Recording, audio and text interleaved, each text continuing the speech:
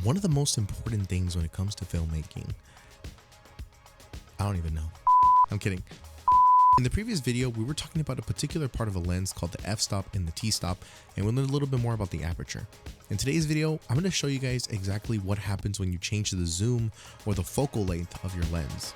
Hey guys, what's up? It's Rico with Grizz Media, and today we're covering different focal lengths and how they affect your image.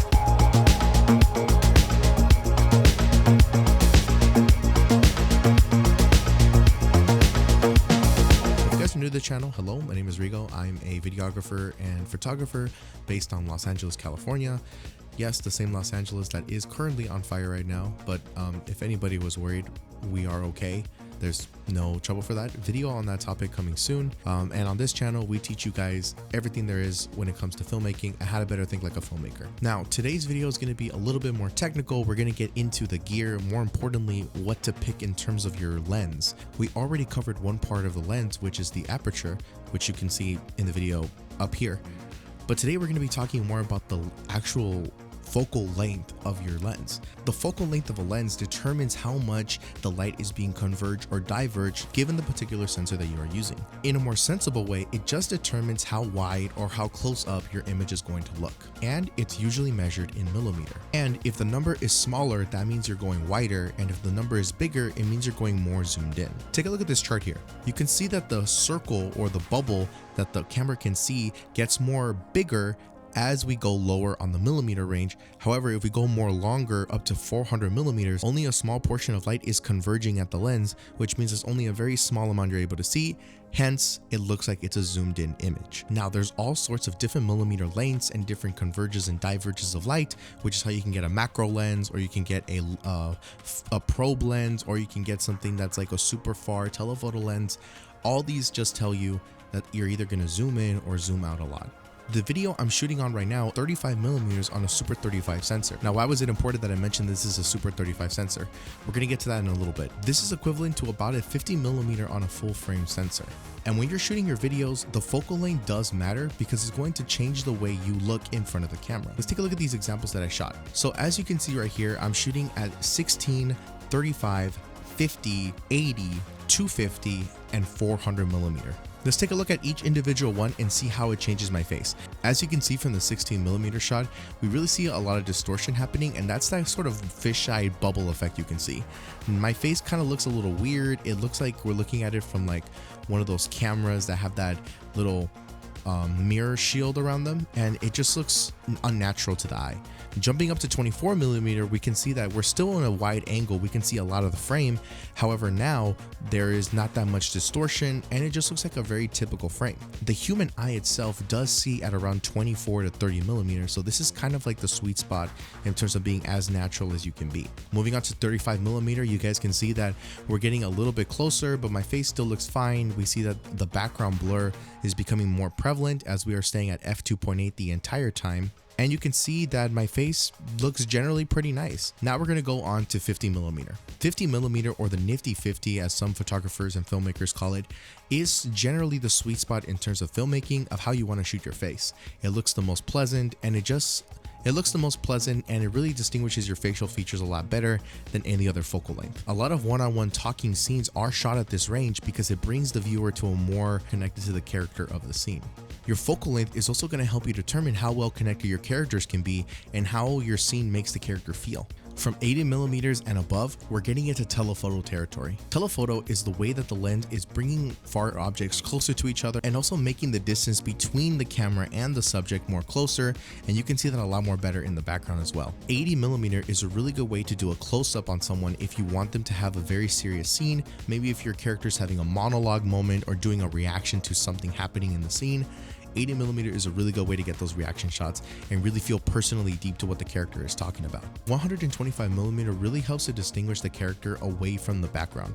So if you really want to hone in on one subject the entire time, maybe one person in a crowd of people, 125 is a really good way to do that because it really separates them from the background. All right, time to move up to 200 millimeter. At 200 millimeter, we can see that my face once again is looking very close up.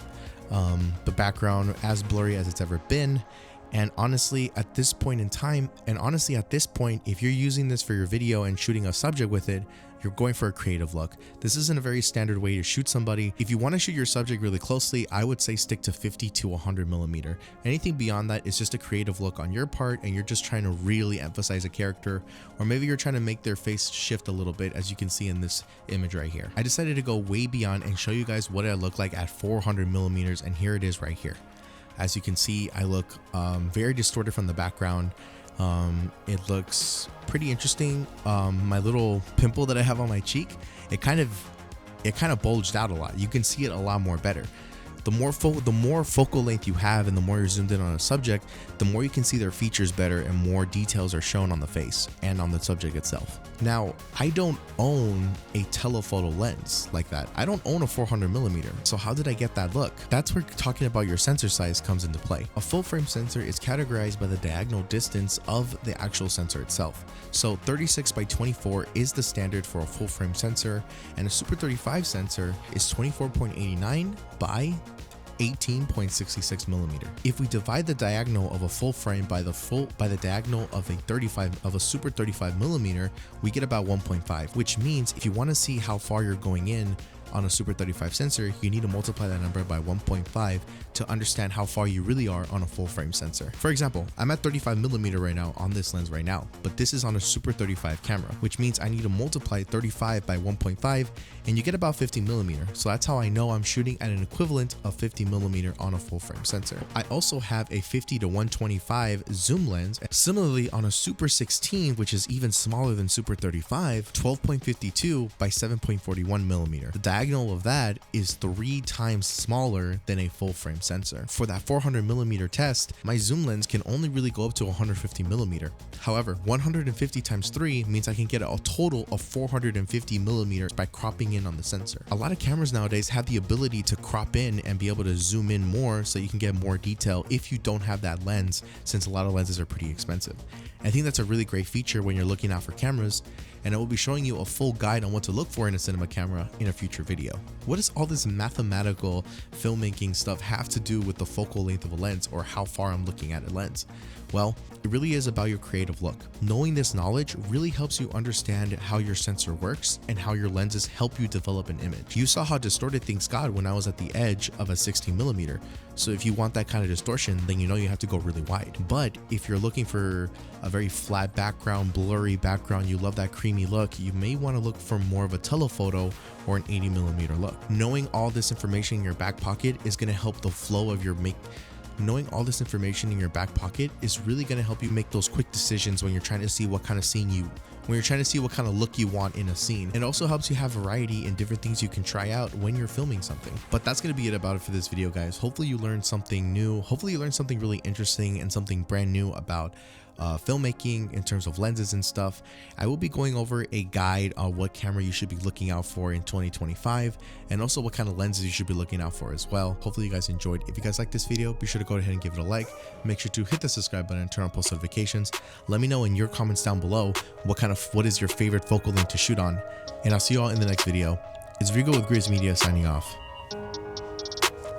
Have a great day, guys.